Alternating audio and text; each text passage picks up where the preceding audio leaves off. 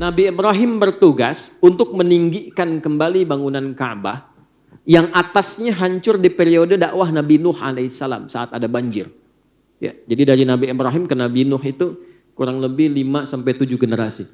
Ibrahim alaihissalam bin Azar atau bin Nahur bin Abir bin Kinan bin Al-Fahsyad bin Sam bin Nuh alaihissalam. 7 generasi. Di era Nabi Nuh alaihissalam terjadi banjir besar, ya kan? Kemudian atasnya tersapu. Bagian atas Ka'bah. Tinggal pondasinya saja. Nah, dalam bahasa Arab itu, pondasi kalau satu nih, ada pilar ke bawah satu, itu disebut qaidah namanya. Kalau banyak, ya ini 4 nih, 1, 2, 3, 4 tiang dalam. Ada ke atas ya kan? Ya, cakar harimau tuh. Ayam kan kecil ya, cakar ayam.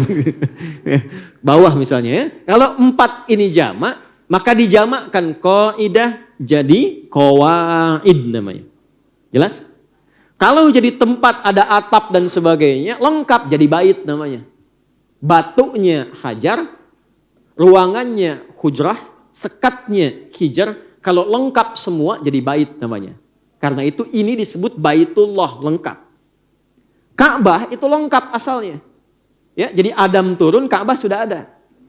Ali Imran ya, di ayat ke 96 sampai 97, inna awwala baitin wudi'a lin-nasi alladzi bi Bakkah mubarakah. Rumah pertama yang Allah bangunkan, Allah perintahkan malaikat bangunkan satu tempat untuk pusat ibadah kiblatnya, yaitu Ka'bah.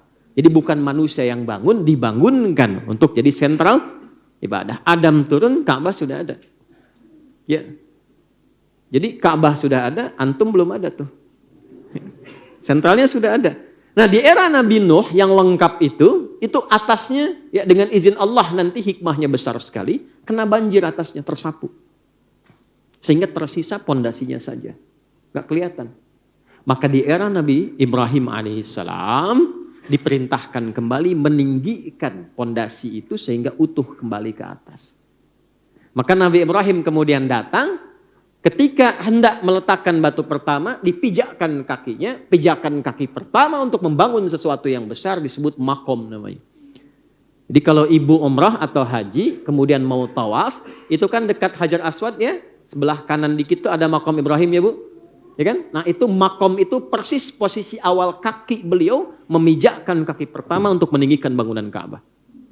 Tadi itu ada rahasia di situ. Nanti lain waktu kalau ngaji lagi baru saya buka. Ya. Itu diantara kita saja tuh. Nah saat mulai memijakkan kaki, anaknya yang belum balik namanya Ismail alaihissalam, di sisi yang lain sebelah kanannya itu saking merasakan cinta dan sayang pada ayahnya, pengen bantu bapaknya. Karena ayahnya itu walaupun sibuk, itu selalu menyempatkan waktu nengok Bu, Pak.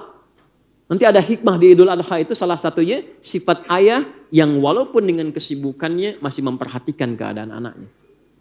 Nabi Ibrahim itu tugasnya di Palestina.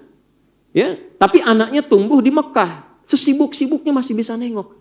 Makanya disebut Ibrahim. Di antara makna-makna yang banyaknya, salah satu artinya Abun Rahim, bapak yang punya perhatian dalam pada anak. Nengok dengan siapa tumbuh, dengan siapa bergaul, dengan siapa nikah.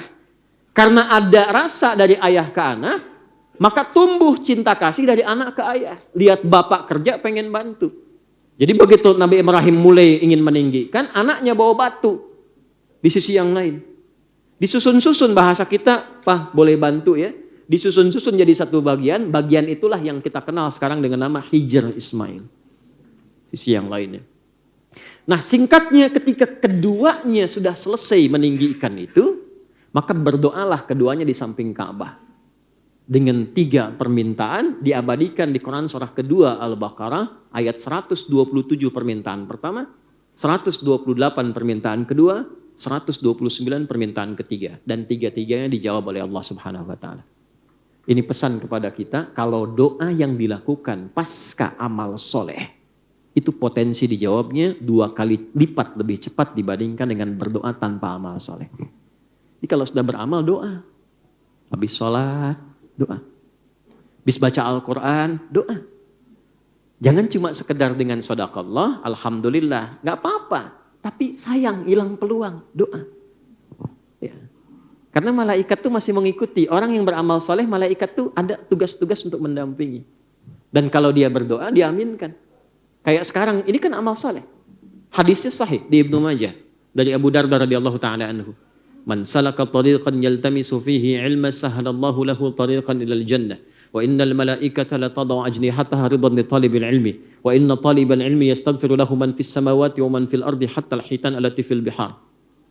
Jika ada siapapun melangkahkan kakinya dengan niat tulus untuk belajar, walaupun satu ayat, satu hadis, setiap derap langkahnya dari tempat dia menetap sampai ke tempat belajar, itu diperintahkan oleh Allah kepada malaikat, catat setiap langkahnya dan balas itu untuk meringankan langkahnya saat hisab ke surganya. Ya, belum selesai hadisnya, jangan amin dulu. Ya. Kemudian yang kedua apa? Allah perintahkan pada malaikat, bentangkan sayapmu, berikan ridho kepadanya. Nah, bentangan sayap malaikat ini punya 3 arti. Di antara 3 ini, mana yang pertama mengaminkan doa orang yang bermohon saat belajar. Jadi ketika Anda berangkat, isi dengan istighfar. Ya, kan pernah dengar kisah viral kan? Seorang pembunuh 99 sampai dengan 100, itu kan Allah terima taubatnya saat berangkat ke majelis ilmu. Dan belum nyampe. Di tengah jalan meninggal. Belum nyampe ke majelis ilmu, Pak, Bu. Di tengah jalan meninggal. Itu nanti yang menginspirasi ke depannya, ya, kisah ini yang diteruskan nanti ke era Nabi dengan turunnya Quran surah keempat An-Nisa di ayat yang ke-100 itu. Paling kiri sebelah bawah di mushaf tuh. Wa may yuhajir fi sabilillah yajid fil ardi muraghaman katsiran wa sa'ah. Wa may yakhruj min baitihi muhajiran ila Allah wa rasuli thumma yudrikul maut faqad waqa'a ajruhu 'ala Allah.